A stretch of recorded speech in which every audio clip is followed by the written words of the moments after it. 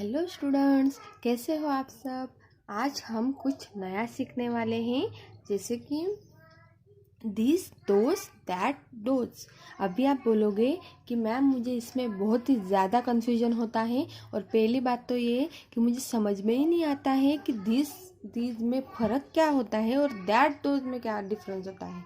तो आज मैं आपका ये कन्फ्यूजन बहुत जल्दी दूर करने वाली हूँ। बस आप ये वीडियो के अंत तक मुझे साथ दीजिए और ये वीडियो देखते रहिए। मैं कुछ एग्जाम्पल्स भी आपको लूँगी, जो जिसमें पिक्चर्स के साथ आपको मैं समझा दूंगी कि दिस दैट और दिस दोस्त का क्या डिफरेंस है। और हम ये आप ज़िंदगी में ये पढ़ने के बाद कभी नहीं भूलोगे, इसकी गारंटी अभी मैं ले रही हूँ। ओके, तो वीडियो के लास्ट तक प्लीज़ देखिएगा। चलो तो हम अभी स्टार्ट करते हैं। इसका टॉपिक का नाम है दिस दैट दोज। ओके, तो this and these are used to tell about things that are near to us। अभी दिस th, अभी ये जो दिस है, इसका हम जो बोलते हैं ना वो सेम ही होता है, लेकिन इसका जो स्पेलिंग है वो अलग अलग है। जैसे THIS दिस और THESE दिस। ओके, तो सिर्फ स्पेलिंग का डिफरेंस है, लेकिन इसका जो हम उच्चार करते हैं वो बिल्कुल सेम है और इजी है।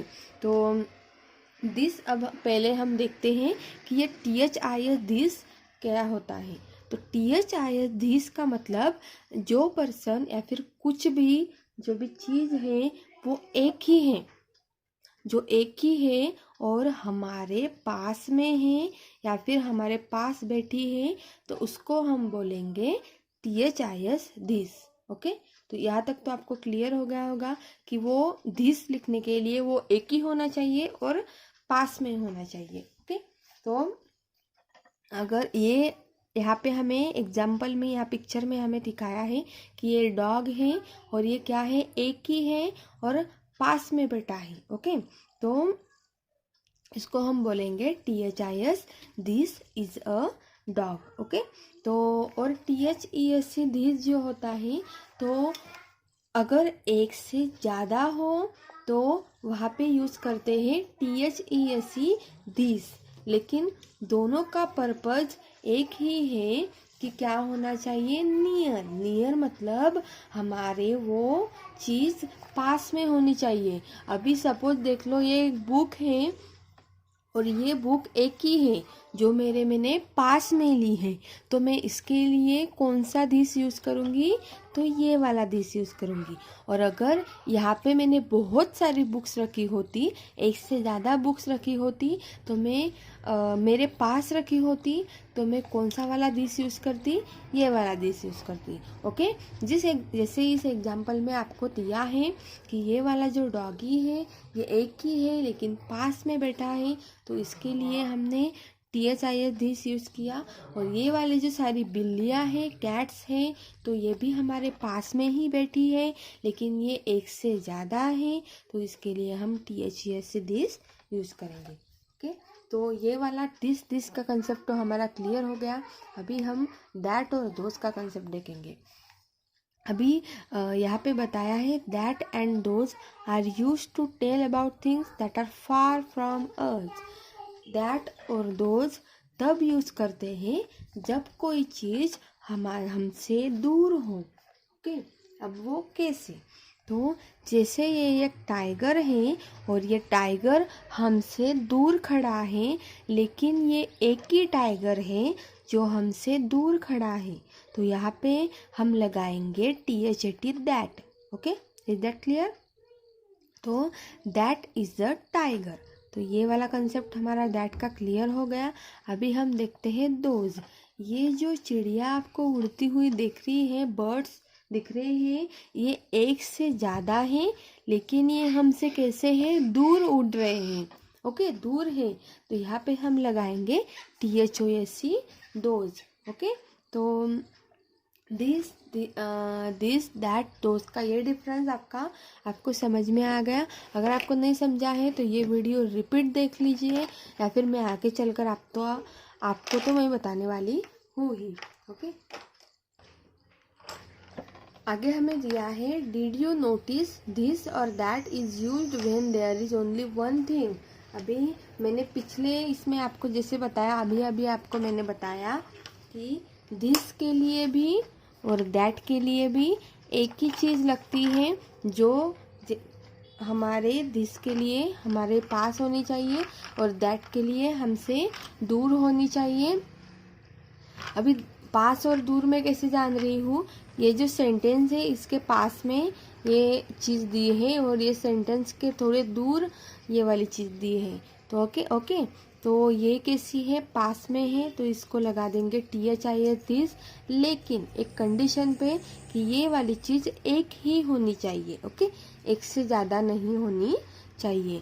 अगर ये चीज़ एक ही है और पास में है तो इसको हम THIS दिस लगाएंगे, और अगर ये चीज़ एक ही है लेकिन हमसे दूर है तो हम THAT दैट लगा देंगे। तो यहाँ पे लिखेंगे दिस इज अ पेन, और यहाँ पे लिखेंगे इस केस में लिखेंगे that is a fan. Okay, similarly THESC this और THOSC those is use when there are many things. जैसे हमने पढ़ा कि THESC दिस और THOSC दोज तब यूज़ करते हैं जब वो एक से ज़्यादा हो या फिर मेनी हो, बहुत सारे हो।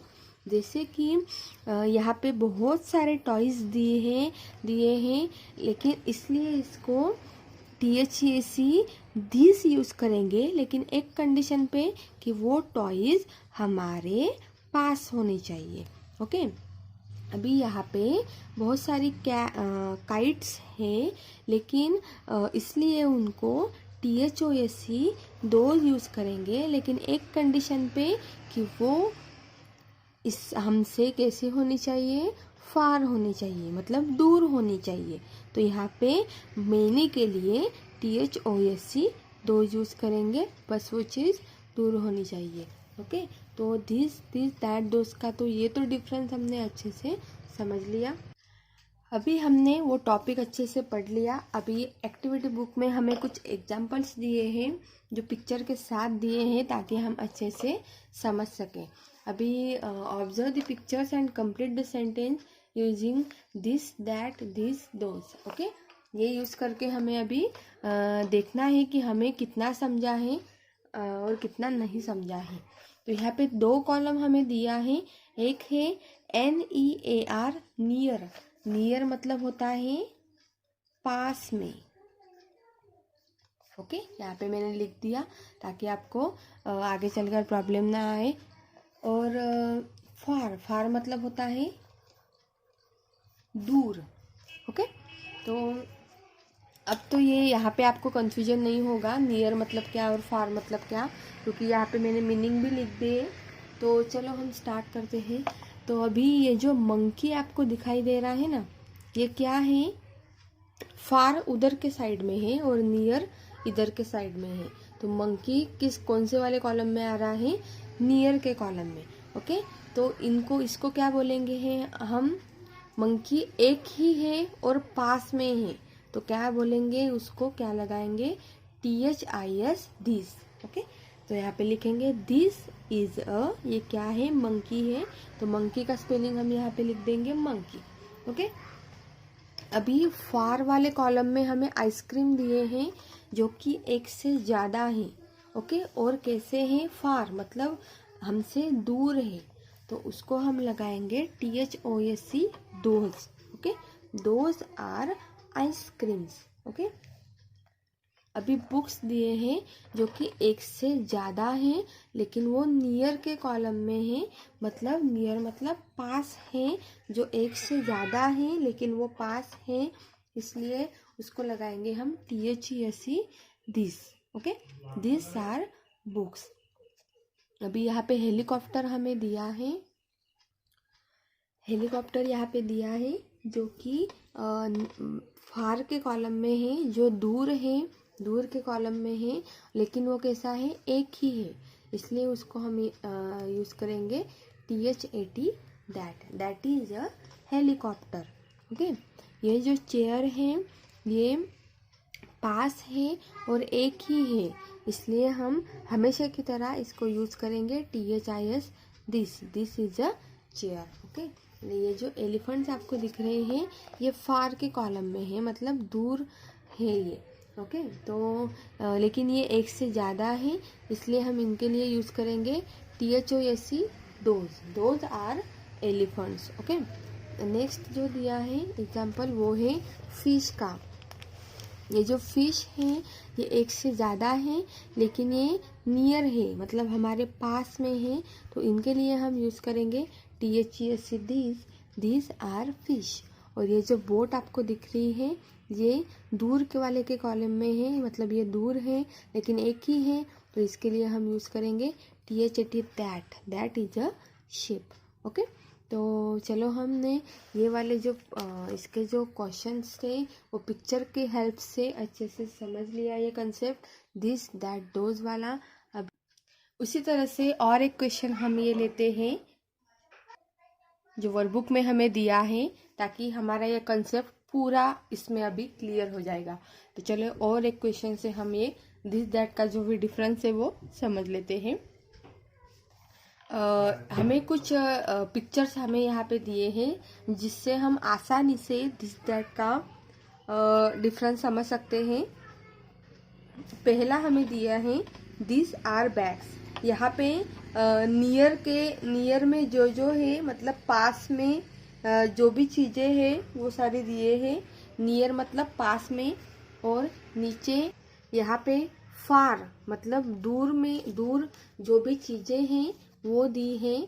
तो इसके हिसाब से हमें ऊपर लिखना है। जैसे कि फर्स्ट वाला बैग्स दिए हैं, तो बैग्स हमें नियर में दी हैं, तो दिस और पास है। नियर मतलब पास है, लेकिन एक से क्या है ये ज़्यादा है, इसलिए यहाँ पे आ जाएगा THESE, this are bags. Okay, second वाला दिया है बैट की, ये दिया है, तो ये जो बैट है ये एक ही है और पास है, तो यहाँ पे आएगा THIS वाला this. Okay, this is a bat. ये जो है ये एक गाड़ी है, बस है, तो ये बस एक ही है हमेशा की तरह, लेकिन पास है, तो यहाँ पे क्या आएगा THIS वाला दिस, क्योंकि एक ही है और पास है तो THIS वाला दिस आएगा, दिस इज अ बस। और ये जो शूज हैं, ये शूज कितने हैं, 2 हैं, एक से ज़्यादा है, लेकिन ये पास है, तो यहाँ पे THESE वाला दिस आएगा, दिस आर शूज। ओके, तो पास वाले हमने देख लिए, अभी हम दूर वाले देखेंगे। अभी फिफ्थ वन एग्जाम्पल हम देखेंगे ट्रेन का। जो ये दूर वाले जो भी चीज़ें हैं ये यहाँ पे दिए हैं, तो दूर वाले में ट्रेन कैसी है, एक ही है लेकिन दूर है, तो यहाँ पे दैट यूज़ करेंगे THAT, that is a train. Okay, और ये जो बलून्स है ये एक से ज़्यादा है लेकिन दूर है, फार मतलब दूर के इसमें आ रहे हैं, इसलिए यहाँ पे हम THOSE, दोज यूज़ करेंगे, दोज आर बलून्स। ओके, ये ग्रेप्स हमें दिखाई दे रहे हैं, बहुत सारे ग्रेप्स है, ये एक से ज़्यादा है, और ये कैसे हैं, फार है मतलब दूर हैं, तो एक से ज़्यादा है और दूर है, इसलिए यहाँ पे यूज़ करेंगे THOSE, those are grapes. Okay, ये ट्री दिखाई दे रही है, एक पेड़ दिखाई दे रहा है जो कि सिंगल है, एक ही है, लेकिन कैसा है, फार में है मतलब दूर में है, इसलिए यहाँ पे THAT, दैट यूज करेंगे। दूर है और एक ही है, इसलिए दैट यूज करेंगे, that is a tree. Okay, तो इस तरह से हमने सारे एग्जाम्पल्स ले लिए ताकि आपका पूरा कंसेप्ट ये क्लियर हो जाए और आपको अच्छे से समझ में आ जाए। तो अगर आपको मेरा ये वीडियो अच्छा लग रहा है बच्चों, तो आप एक लाइक और सब्सक्राइब करना मत भूलिएगा। मेरी इस मेहनत का थोड़ा तो भी लाइक बनता है। ओके, तब तक के लिए अपना ख्याल रखिए, बाय बाय।